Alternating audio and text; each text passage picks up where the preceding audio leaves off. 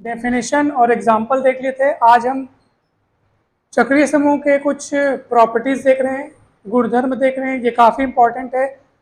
जब हम अपना सेकंड पेपर स्टार्ट करेंगे तो उसमें बहुत सारे ऐसे थ्योरम्स रहेंगे जो चक्रीय समूह यानी कि साइक्लिक ग्रुप से रिलेटेड रहेंगे। उसमें बहुत सारी इन सब बातों का बार बार वहाँ पे उल्लेख होगा, तो आप सब इनको अच्छे से समझ लीजिए। पहला क्या लिखा है देखिए, अगर कोई समूह चक्रीय है यानी अगर कोई ग्रुप साइक्लिक है तो निश्चित तौर पे वो ग्रुप अबेलियन भी होगा, यानी every cyclic group is abelian. प्रत्येक चक्रीय समूह क्या होता है, अबेली होता है। लेकिन इसका विलोम सदैव सत्य नहीं है, यानी कि जरूरी नहीं कि जो ग्रुप अबेलियन हो वो निश्चित रूप से चक्रीय भी हो, ये जरूरी नहीं है। तो ये आपको ये ख्याल रखना है। अभी हम केवल कंसेप्ट देख रहे हैं, इसके एग्जाम्पल्स वगैरह हम लोग सब बाद में देखेंगे, या ये सब फर्स्ट ईयर के बुक में आपको मिल जाएंगे। हम लोग को अभी केवल एक कंसेप्ट याद रखना है, इन बातों को बस आपको माइंड में रखना है। फिर दूसरा देखो क्या कहता है, यदि कोई अवयव ए चक्रीय समूह जी का एक जनक है। जनक क्या होता है, कल अपन देखें। जनक किसको बोलते हैं, ऐसे एलिमेंट को जनक बोलते हैं जिसकी मदद से ग्रुप के सारे एलिमेंट्स जनरेट होते हों। यानी अगर जी में हम गुणात्मक संयोजन को परिभाषित किए हैं तो जनक वो अवयव होगा जिसकी घात लगा लगा के आप बाकी अवयवों को प्रदर्शित कर सकें, व्यक्त कर सकें। उस समूह को उस अवयव को हम उस समूह का क्या कहते हैं, जनक कहते हैं। तो यही कंसेप्ट कहता है कि अगर कोई अवयव ए चक्रीय समूह जी का एक जनक है तो उस अवयव का इनवर्स भी उस समूह का क्या होगा, एक जनक होगा। जैसे कल वाले एग्जाम्पल में आप देखो, कल हमने कौन सा एग्जाम्पल लिया था, कौन सा ग्रुप लिया था, 1 - 1 i - i। आपको पता है, तो हमने सबको आई की घात के रूप में व्यक्त किया था, इसलिए आई क्या था, उस ग्रुप का क्या हो गया, जनरेटर हो गया। जनक यानी जनरेटर, तो आई उस ग्रुप का जनरेटर हो गया। तो आपको पता है कि आई के साथ साथ एक जन और यहाँ पे जनरेटर था। कौन था जनरेटर, -i। और आई का यहाँ पे जो प्रतिलोम है या विलोम मतलब व्युत्क्रम है वो कौन है, -i है। आई का इन्वर्स यहाँ पे कौन है, -i है। तो अगर कोई एलिमेंट किसी ग्रुप का, किसी साइक्लिक ग्रुप का अगर वो जनरेटर है तो उस एलिमेंट का इन्वर्स भी उस ग्रुप का क्या होगा, एक जनरेटर होगा। वो आपको यहाँ से मिला। और एक खास बात, अगर ए किसी साइक्लिक ग्रुप का जनरेटर है यानी जनक है तो उस अवयव की कोटि ग्रुप की कोटि के बराबर होगी, समझ में। और ए इनवर्स भी जनरेटर है, उसकी भी कोटि यानी ऑर्डर ग्रुप के ऑर्डर के बराबर होगा। फिर तीसरा क्या है, देखो भाज्य कोटि का प्रत्येक परिमित समूह उचित उपसमूह रखता है। भाज्य कोटि मतलब कि ऐसा ग्रुप जिसका ऑर्डर जो है वो भाज्य संख्या हो। दो प्रकार की संख्या होती है, भाज्य और अभाज्य। अभाज्य किसको बोलते हैं, जो खुद के सिवा और एक के सिवा किसी से डिवाइड नहीं होता, इसके सिवा जो बाकी संख्या है वो भाज्य कहलाती हैं। जैसे 2, 4, 6, 8, समझ में आ रहा ना, 12, 15, ये सब कैसी संख्याएं हैं, 14, ये सब कैसी संख्या है, भाज्य संख्या है। तो अगर किसी ग्रुप का ऑर्डर भाज्य है, भाज्य संख्या है, तो ऐसे ऑर्डर का हर फाइनाइट ग्रुप उचित उपसमूह रखता है। उचित उपसमूह यानी, उचित उपसमूह किसको बोलेंगे बताइए, किसको पता है उचित उपसमूह? अभी मैं 3 दिन पहले बताया था, बहुत अच्छे तरीके से बताया था, याद करो। इसका अर्थ है कि छोड़ो हटाओ, देखो मैं आपको बताया था कि किसी भी ग्रुप के और कोई सब ग्रुप हो ना हो, दो जन हमेशा रहते हैं, एक तो खुद जी और एक आइडेंटिटी एलिमेंट ई। ये दो लोग हमेशा उस जी के सब ग्रुप रहते हैं और इनको क्या बोलते हैं अपन, तुच्छ उपसमूह। क्या बोलते हैं, तुच्छ उपसमूह या विषम उपसमूह। और इन दो के अलावा जो और सब ग्रुप होते हैं उस ग्रुप के, तो हम उसको क्या बोलते हैं, उचित उपसमूह। क्या बोलते हैं, उचित उपसमूह। ठीक है, तो ये याद रखना। फिर चौथा क्या लिखा है, यदि जी का एक यदि जी एक अनंत चक्रीय समूह है तब जी ठीक 2 जनक रखता है। अनंत चक्रीय समूह मतलब ऐसा समूह जो चक्री भी हो और अनंत भी हो, यानी उसमें अवयवों की संख्या कितनी होनी चाहिए, अनंत। जैसे एग्जाम्पल के लिए देखो, ये जेड पूर्णांकों का समूह, पूर्णांकों का समूह प्लस ऑपरेशन के सापेक्ष एक चक्रीय समूह है और ये 2 जनक रखता है। कौन कौन से 2 जनक पता है आपको, 1 और -1 2 जनक हैं। 1 के बदौलत आप सारे अंक तैयार कर सकते हो। कैसे? 1 में 1 जोड़ोगे तो 2 मिल जाएगा, 1 में 1 3 बार जोड़ोगे तो 3 मिलेगा आपको, 1 1 4 बार जोड़ोगे तो इकलौते 1 की मदद से आप सारे एलिमेंट्स को जनरेट कर सकते हो। -1 की मदद से भी आप सारे एलिमेंट्स को जनरेट कर सकते हो। अब मैं बोलूँगा 2 से जनरेट करके बताओ, 2 से जनरेट कर सकते हो क्या? 2 को 2 में 2 जोड़ोगे तो 3 कब मिलेगा? इकलौते एलिमेंट 2 के बदौलत आप ग्रुप को जनरेट नहीं कर सकते। किससे कर सकते हैं? 1 और -1 दोनों से कर सकते हैं, याद रखना। 1 और -1 दोनों से कर सकते हैं, ठीक है। तो 2 ये जनरेटर हो गए आपके। तो यही है, यही लिखा है कि यदि G एक अनंत चक्रीय समूह है तो वो ठीक 2 जनरेटर रखता है, उससे ज़्यादा नहीं ना उससे कम नहीं। फिर क्या लिखा है देखो, एक चक्रीय समूह का प्रत्येक उप समूह भी चक्रीय होता है, ये हमेशा याद रखना। इसके बाद 6वां नंबर का देखो, बहुत इंपॉर्टेंट है। यदि किसी समूह G की कोटि n है, मान लो ऑर्डर n है किसी ग्रुप का, और G में n ऑर्डर का अगर आपको कोई एलिमेंट दिख जाए तो G अवश्य ही चक्रीय होगा। यानी कि चक्रीय समूह में ये खास बात होती है कि चक्रीय समूह का जितना ऑर्डर होता है उतने ऑर्डर का उस ग्रुप में कोई ना कोई एलिमेंट आपको मिल जाएगा, जिसका ऑर्डर किसके बराबर होगा? ग्रुप के ऑर्डर के बराबर होगा। यानी कि अगर मान लो G एक ग्रुप है, G एक ग्रुप है और उस ग्रुप का ऑर्डर मान लो n है, कितना ऑर्डर है? ग्रुप का ऑर्डर n बोलने का मतलब क्या है? उसमें कितने अवयव हैं? n अवयव हैं, ठीक है, n अवयव हैं। ग्रुप का ऑर्डर n बोलने का मतलब उसमें n अवयव हैं। अगर आपको उसके अंदर कोई एक ऐसा एलिमेंट मिल जाए जिसका ऑर्डर भी उतना ही हो जितना कि ग्रुप का ऑर्डर है, तो G अवश्य ही क्या होगा? साइक्लिक होगा। क्या होगा? साइक्लिक होगा, चक्रीय होगा। अब बताओ किसी एलिमेंट का ऑर्डर n बोलने का मतलब क्या है? किसी एलिमेंट के ऑर्डर की परिभाषा क्या थी? मैं उस दिन आपको समझाया था। मैं बताया था ना किसी एलिमेंट का ऑर्डर क्या होता है? वह न्यूनतम धनात्मक पूर्णांक जो उस अवयव में लगाए जाने पर किसके बराबर मिल जाए? आइडेंटिटी के बराबर मिल जाए, बताया था आपको मैं। अब देखो अगला क्या लिखा है, यदि G कोई समूह है और उसका ऑर्डर अगर P है, P कैसा है? अभाज्य संख्या है, तो वो ग्रुप अवश्य ही चक्रीय होगा। यानी कि किसी भी ग्रुप का ऑर्डर अगर अभाज्य संख्या है, 1 3 5 7 11 13 17, तो ये सारे ग्रुप क्या होंगे बताओ? साइक्लिक होंगे, चक्रीय होंगे और अबेलियन भी होंगे, क्योंकि हर साइक्लिक ग्रुप अबेलियन होता है, ठीक है। तो ये याद रखना, ये वाला कंसेप्ट कि हर प्राइम ऑर्डर का जो ग्रुप है, यानी अभाज्य संख्या कोटि वाला अगर कोई समूह है जिसकी कोटि अभाज्य संख्या हो, तो ऐसा समूह हमेशा चक्रीय होता है।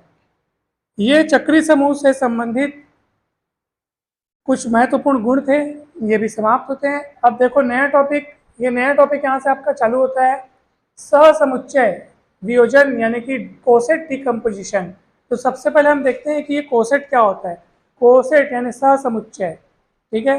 तो मान लीजिए आपके पास G डॉट एक समूह है, ध्यान से समझिएगा। मान लीजिए ये समूह है G डॉट, ठीक है, और ए जी का कोई अवयव है, चलो ए जी का कोई अवयव है, और क्या है? एच जी का एक उप समूह है, एच जी का एक उप समूह है, ठीक है, ये एच जी का एक उप समूह है। अब आपको एच ए तैयार करना है, एच ए क्या तैयार करना है? एच ए कैसे तैयार होगा पता है आपको? एच ए मतलब ये है कि एच के हर एक एलिमेंट के साथ ए का गुणा करना है आपको। यानी कि पहला एलिमेंट उठाया एच का, मान लो H1 है, ए का गुणा किए।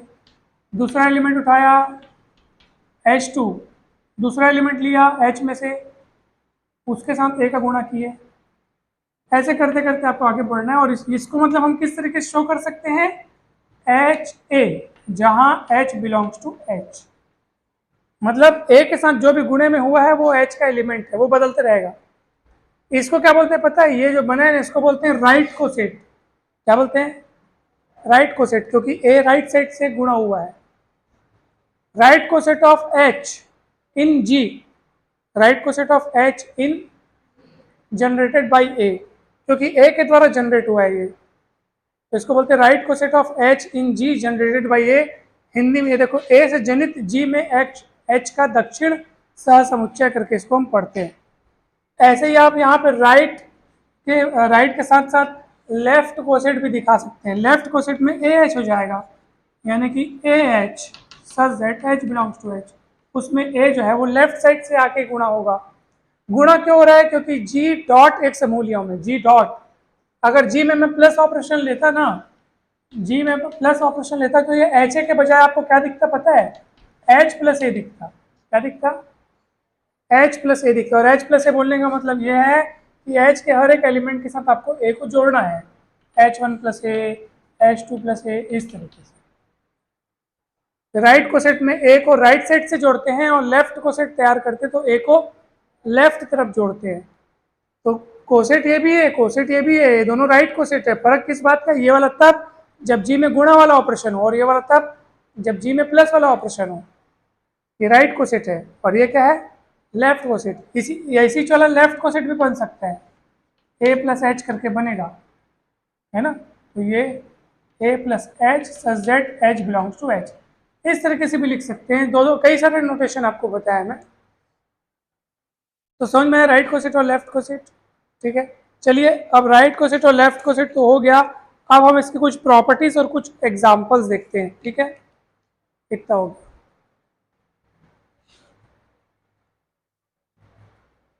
चलिए अब मैं कुछ प्रॉपर्टी लिख लेता हूँ। देखिए, अब हम लोग देख रहे हैं सहसमुच्चय यानी कि कोसेट्स के कुछ प्रॉपर्टीज। ठीक है, अभी हम लोग कोसेट का डेफिनेशन देखें ना, योगात्मक और गुणात्मक दोनों ही प्रकार की संक्रियाओं में कोसेट का डेफिनेशन अभी हमने देखा। अब कुछ इंपॉर्टेंट पॉइंट्स हैं, बहुत इंपॉर्टेंट है, आप सब ध्यान से देखिए। यदि एच जी का कोई उपसमूह है तथा ये स्मॉल एच मान लो एच का कोई एलिमेंट है, तब H H equal H H. अब ये गुणधर्म कहना क्या चाह रहे हैं वो सुनो। देखो, एच जी का कोई उपसमूह है और ये जो एच है ना वो एच का ही एलिमेंट है, यानी कुछ इस तरीके से कि ये जैसे मान लो ये ग्रुप है और ये एच है, ठीक है, और ये एच उसी के अंदर का है। ऑब्वियस सी बात है कि अब आप जब एच एच तैयार करोगे, एच एच का डेफिनेशन अभी मैं आपको बताया था। क्या होगा एच एच का डेफिनेशन? एच में से एक, जैसे मान लो ये एच है ना, एच में से आप एक एलिमेंट उठाए एच वन, उसका एच के साथ गुणा करोगे। फिर एच में से दूसरा एलिमेंट उठाओगे एच टू, उसका एच के साथ गुणा करोगे। फिर ऐसे चलते जाएगा आगे। तो भैया एच तो सब ग्रुप है, एच क्या है? सब ग्रुप होने के नाते खुद भी एक क्या है? तो खुद भी एक ग्रुप है। तो दो, आखिर एच भी तो उसी का अवयव है और एच वन भी उसी का अवयव है, और दो अवयवों का गुणनफल आखिर एच में बिलोंग करना चाहिए। क्लोजर लॉ क्या होता है? क्लोजर लॉ, संवरक नियम क्या होता है कि दो एलिमेंट अगर उसके हैं तो दोनों का गुणनफल भी उसी का होना चाहिए। तो ऐसे करते करते अगर सारे एलिमेंट में तुम लोग लिखोगे ना, मान लो लास्ट वाला एच एन है, अगर उसके साथ भी एच का गुणा करोगे तो घूम फिर के सारे एलिमेंट आखिर किसके मिलेंगे? एच के अंदर। मतलब पूरा जो है वो पूरा क्या तैयार हो जाएगा? आपका एच तैयार हो जाएगा। यानी क्या हो गया? एच एच इक्वल एच,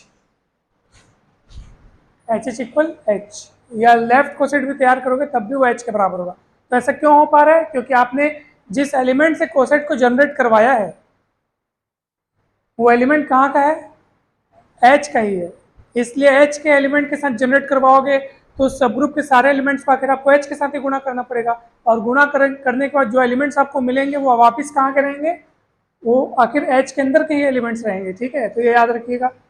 इसका जस्ट अपोजिट भी सच है, यानी कि अगर एच एच इक्वल एच है तो ये सिर्फ तब हो सकता है जब एच किस में बिलोंग करेगा? एच में बिलोंग करेगा।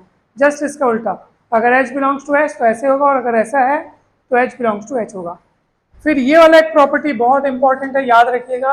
अगर एच समूह जी का एक उप समूह है तथा ए बी समूह जी के कोई दो सापेक्ष अवयव हैं तो एच ए बराबर एच बी इम्प्लाइज दैट, और ये बाई कंडीशनल का साइन है, मतलब इफ एंड ओनली इफ, यानी कि एच ए और एच बी सिर्फ तब बराबर होंगे जब ए बी इनवर्स किस में बिलोंग करेगा, एच में बिलोंग करेगा। तो ये बात ध्यान से आप लोग देखिएगा, एकदम इम्पॉर्टेंट है। इसका इसका एक और प्रकार है, यानी ये राइट कोसेट रहेगा तब ये होगा, लेफ्ट कोसेट अगर बराबर रहेंगे तो ये होगा। ठीक है, तो ये इंपॉर्टेंट थ्योरम है फर्स्ट के बुक में, ये आप लोग ध्यान से देखिएगा।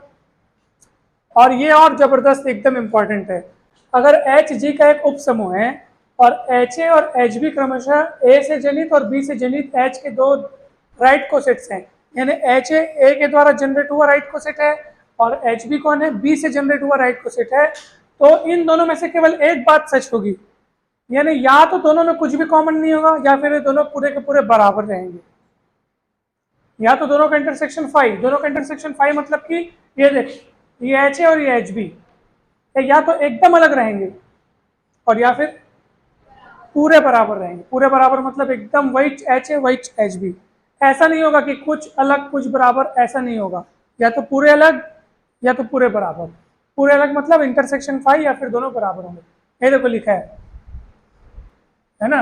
अच्छा, हम लोग शब्दों में नहीं लिखे, डायरेक्ट इस टाइप में लिखे, नहीं तो शब्दों में अगर हम लोग ऐसे लिखे, बुक में ऐसे लिखा है कि दो अलग अलग अवयवों द्वारा जनित दो दक्षिण उपसमुच्चय या तो पूर्णतः बराबर होते हैं या फिर विसंगी होते हैं। विसंगी यानी कि इस तरीके से, जिनका इंटरसेक्शन जो है फाइव होता है उसको बोलते हैं विसंगी, यानी दोनों में कुछ भी कॉमन ना हो। ठीक है, तो ये आप याद रखिएगा। अब देखो, लैंग्राज प्रमेय बहुत इंपॉर्टेंट है, लैंग्राज प्रमेय है बहुत इंपॉर्टेंट। क्या बोल रहा है, किसी परिमित समूह के प्रत्येक उपसमूह की कोटि समूह की कोटि का भाजक होती है, यानी कि हर सब ग्रुप का ऑर्डर अपने ग्रुप के ऑर्डर को डिवाइड करता है। यानी कि जैसे मान लीजिए किसी ग्रुप का ऑर्डर मान लीजिए है 24, किसी ग्रुप का ऑर्डर कितना है, तो ऐसा हो ही नहीं सकता कि उसका कोई सब ग्रुप हो और उसका ऑर्डर मान लो 17 हो, ये गलत बात है। आप बोलोगे सर ग्रुप का ऑर्डर 24 है और हमने एक ऐसा सब ग्रुप देखा जिसका ऑर्डर कितना है, तो वो ऐसा 17 ऑर्डर का सब ग्रुप उस जी का जो जी के अंदर अस्तित्व रख ही नहीं सकता।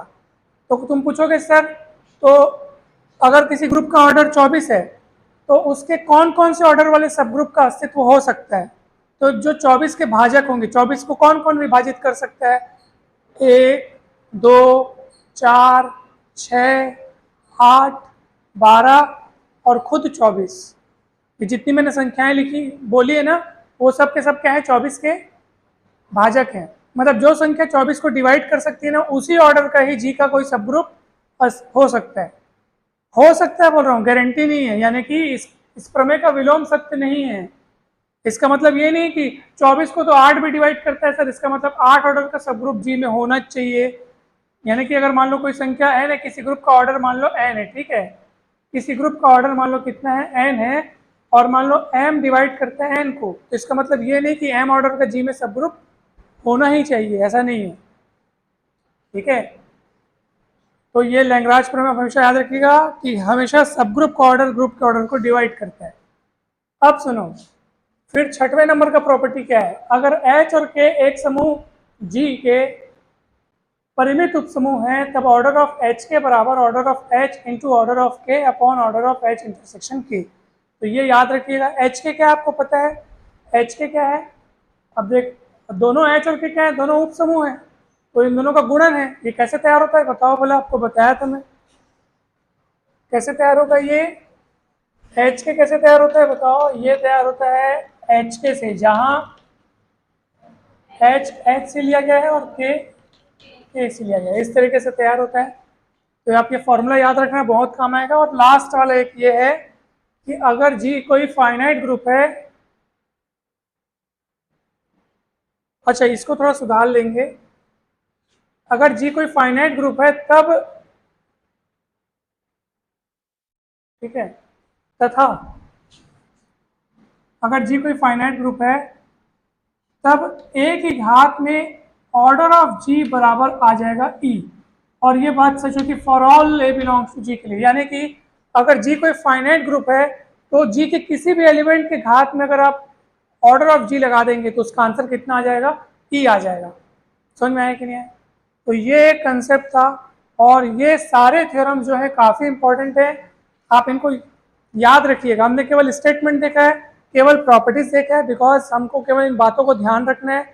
ये सब फर्स्ट ईयर के सिलेबस में है और इनका हम केवल इस्तेमाल करेंगे फाइनल ईयर के टॉपिक्स को पढ़ने के लिए। कंप्लीट हो जाइए, सहज समुच्चय वाला भी टॉपिक कंप्लीट हो गया। ठीक है, कल हम लोग देखेंगे प्रसामान्य उपसमूह और उसके बाद समूहों की स्वकारिता और समाकारिता, ये देखेंगे कल। ठीक है, ओके।